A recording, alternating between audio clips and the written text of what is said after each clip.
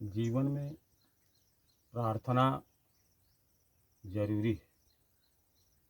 जीवन में यदि प्रार्थना नहीं है तो परमात्मा कभी प्राप्त नहीं हो सकता। परमात्मा को पाने के लिए प्रार्थना अति आवश्यक है। बाहर तो आपके घर के बाहर तो सूर्य प्रकाशित है, लेकिन आपने अपने घर का दरवाज़ा बंद रखा है, खिड़कियां बंद रखी है, तो वह परमात्मा कैसे प्रवेश करेगा? और रोशनी कैसे प्रवेश करेगी? आपका हृदय पक्ष यदि बंद है तो वह परमात्मा कैसे प्रकट होगा? इसलिए अपने हृदय के कपाट को खोलना होगा, जीवन को प्रार्थनापूर्ण बनाना होगा। यदि आप प्रार्थनापूर्ण जीवन नहीं जीते हैं तो मात्र वो एक जिज्ञासा, एक खोजी प्रवृत्ति बन करके रह जाएगी, आपका जीवन बीत जाएगा। इसलिए अपने अंदर उस श्रद्धा को जागृत करने के लिए प्रार्थना अति आवश्यक है।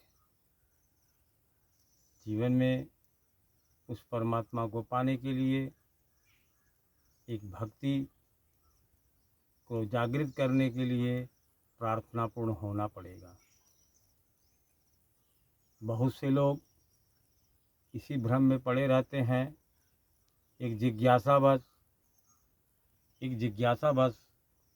एक खोजी प्रवृत्ति बस लोगों के सामने परमात्मा परमात्मा करते हैं, ईश्वर ईश्वर करते हैं, लेकिन उनके अंदर भक्ति नहीं जागती, उनके अंदर श्रद्धा नहीं जागती, उनके अंदर प्रार्थना नहीं है, तो वह परमात्मा बहुत दूर हो जाता है।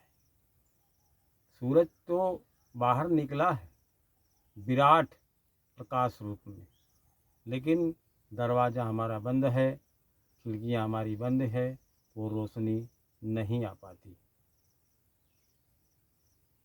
वो आपके दरवाजे को सूर्य खटखटाएगा नहीं, आपके दरवाजे को सूर्य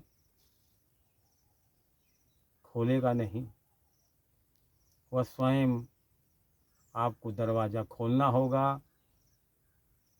उस परमात्मा स्वरूप उस प्रकाश को पाने के लिए आपको हृदय कपाट खोलना होगा, तभी वो परमात्मा आपके जीवन में प्राप्त हो सकता है।